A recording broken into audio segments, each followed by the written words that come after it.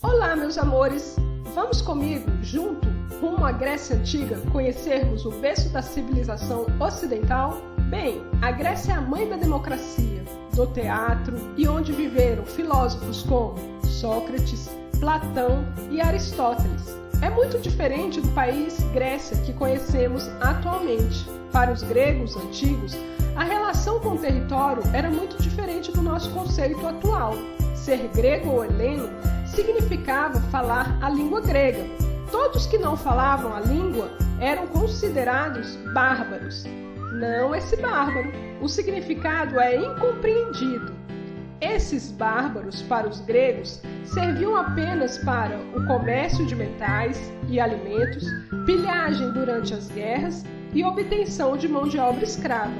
Geograficamente, a Grécia possui uma divisão de 5 partes: a continental, a peninsular, a insular, a asiática e a Magna Grécia. Temos também a divisão da história da Grécia em períodos: o micênico, início do século XV a.C., com a chegada dos povos indo-europeus; o homérico, que vai do século XII a.C. ao século VIII a.C., quando Homero criou suas obras Ilíada e Odisseia. Já o período arcaico vai do século VIII a.C. ao século VI a.C., início da expansão grega. O período clássico, que vai do ano 508 a.C., quando a democracia é estabelecida em Atenas, até o ano 338 a.C. E o período helenístico, que vai de 336 a.C., quando Alexandre o Grande da Macedônia sobe ao trono, até o fim do seu império, no ano 323, quando ele morre. Essa região foi habitada por populações originárias do sudoeste asiático há pelo menos 4.000 anos antes de Cristo e já praticavam atividades agropastoris. Os primeiros gregos eram conhecidos como jônios. Militares, construíram cidades fortificadas. Foram expulsos pelos gregos eólios da região e encontraram refúgio na Grécia peninsular. Estes dominaram a região de Creta e no ano 1400 a.C. destacaram-se nas navegações marítimas. Situaram-se na cidade de Troia e serviram de inspiração para o escritor Homero.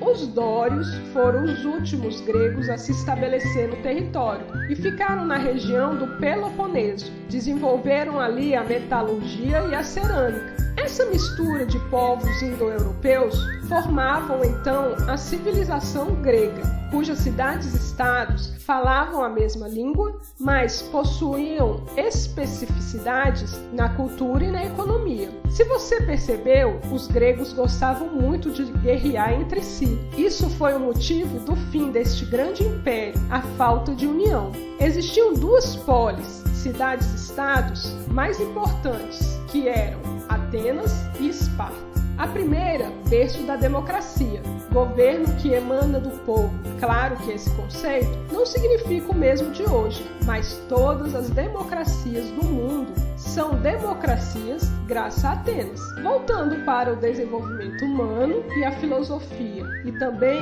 muito significativa nas artes. Já a segunda potencializava o autoritarismo aristocrático e o militarismo. Dentre o legado grego, podemos citar história, sem nenhum interesse, filosofia, geografia, literatura, arte, arquitetura, teatro, medicina, astronomia, dentre outros. Alguns nomes importantes também se encontram nesse povo grego. Heródoto, pai da história; Sócrates, pai da filosofia.